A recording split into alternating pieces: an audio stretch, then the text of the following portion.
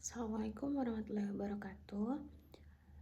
Di sini saya, Khairun Sasita Indrawati, dengan nomor induk mahasiswa 2161312 akan mempresentasikan mengenai jantung dan penyakit kardiovaskular dalam Islam. Jurnal yang pertama berjudul The Heart and Cardiovascular System in the Quran and Hadith. Dalam Al-Quran dan Hadis terdapat beberapa deskripsi akurat, salah satunya adalah pencegahan penyakit yang ditekankan pada aktivitas fisik, pengobatan herbal dan organik, dan juga revitalisasi spiritual. Terdapat penekanan pada jantung dan darah sebagai organ yang penting untuk mempengaruhi emosi dan sikap.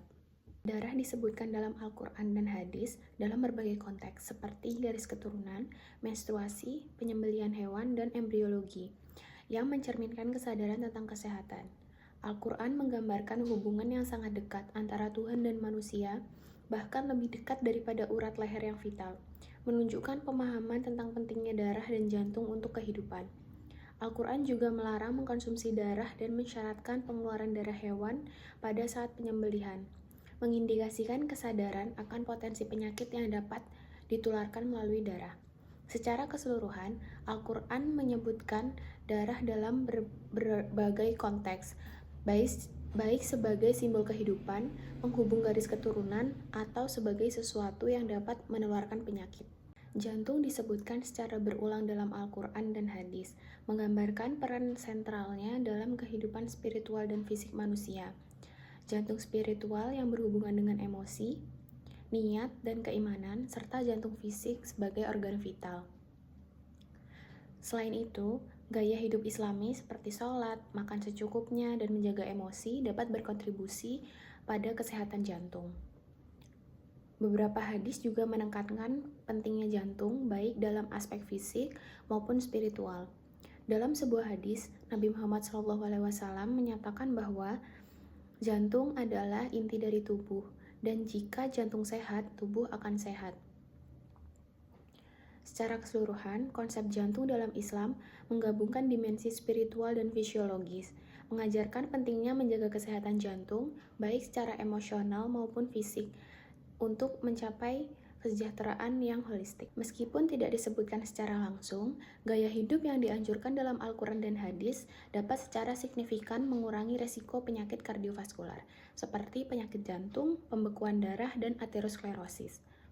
Beberapa cara yang dianjurkan termasuk kegiatan spiritual seperti makan secukupnya, berolahraga, mengurangi amarah dan kecemburuan, serta menghindari makanan dan minuman terlarang.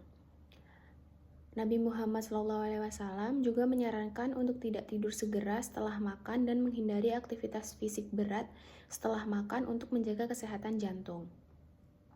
Gerakan fisik saat sholat juga membantu aliran darah yang lebih baik dan mencegah pembekuan darah.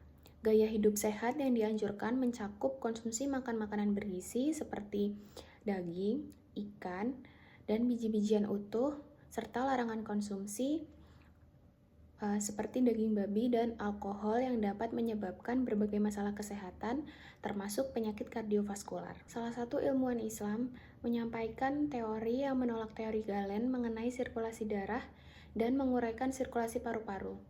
Untuk pertama kalinya, sebuah penemuan yang sangat penting dalam anatomi kardiovaskular. Penemuan dan kemajuan ilmiah ini, yang sebagian besar dipengaruhi oleh ajaran Al-Quran dan Hadis, memberikan kontribusi besar terhadap perkembangan ilmu pengetahuan modern, termasuk di bidang kedokteran, farmakologi, dan fisiologi. Al-Quran dan Hadis bersifat religius, spiritual, dan alamiah, serta mempengaruhi teks-teks medis dan anatomi.